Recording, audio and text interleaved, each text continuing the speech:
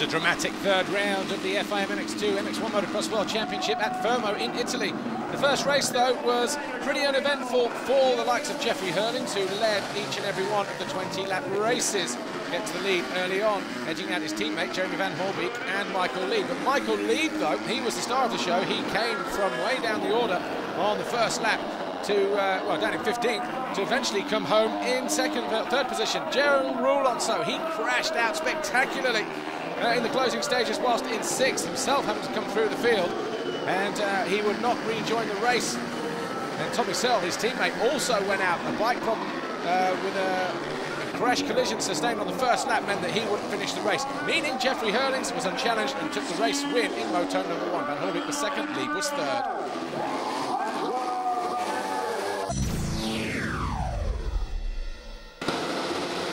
MX1 race 1. Christophe Pourcel got off to a good start, so too did Gauthier Paulin and the 120 of Cedric Soubarat, but it was the two Kawasaki's that provided the fun at the head of the field. Gauthier Paulin following his fellow Frenchman until about 2 laps to go. He eventually went through and took the lead. Behind them was Cairoli, Clément de Salle and Xavier Bourg. That was the final moment between de Salle and Philipparts as they tagged at the top of the hill. Both those guys going out at 7th and 8th place respectively. De Salle, though, the first onto the bike, he got back up into 4th place. Philipparts would only finish down in 9th.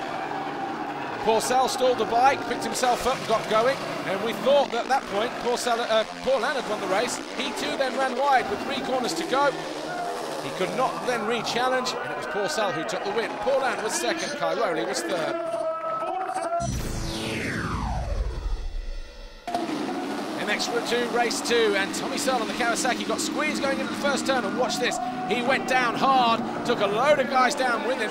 Jeffrey Herlings also got caught up in that crash, but he came through on the first lap in 11th place and started to pick riders off left, right and centre. Tommy Searle, meanwhile, was down in 30th position, and he had a lot more work to do. Up front, in the early stages, it was the number 89 of Van Horbeek who led, but for 13 laps, Mike Lead led until he was caught and passed by first Jeffrey Herlings and then Tommy Searle. Tommy Searle making her way through with about 3 laps to go. That would obviously then mean Tommy Searle would be in 2nd position. Michael Lead, though, on the verge of taking his first ever overall position on a podium in an MX2 Grand Prix. Jeffrey Herlings would win the race, he would win the overall Grand Prix. Mike Lead would be 2nd overall. 3rd overall was Jeremy Van Horbeek, and that was your podium here in Fermo in MX2.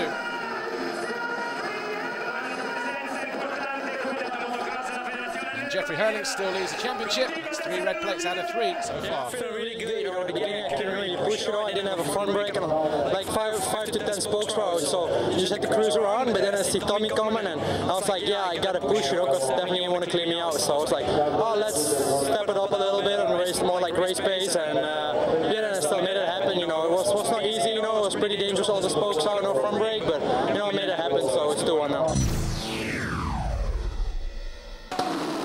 MX1 race 2, and just like in MX1, a Kawasaki found himself down at the turn 1, and it was Gauthier Paulin. Sean Simpson also got tagged going through there, so it's going to be a tough ride through for the Frenchman Gauthier Paulin. Up front, though, it was Tony Cairoli and Christophe Pourcel. They were 1st and 2nd, while Clément de Salle got his Rockstar Energy Suzuki through into 3rd. And that was pretty much how it stayed. Cairoli, Pourcel, de Salle to Dyker. Cairoli winning the race, Pourcel won the overall Grand Prix. But that was Cairoli's race win on home soil. The overall Grand Prix, though, that was it. With Pourcel, Cairoli and de Salle. Red plate, though, still belongs to Tony Cairoli. We go to Mexico in 2 weeks' time. He's still the championship leader in MX1.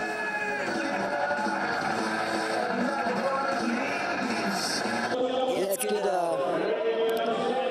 Finally, we win with the new team, so I'm really happy about all the sponsors I have on me. It's really nice, because I wouldn't be here if they wouldn't help me, so it's really nice, especially Monster and all the big sponsors, but even the small sponsors, because they put the team together, so it's really nice.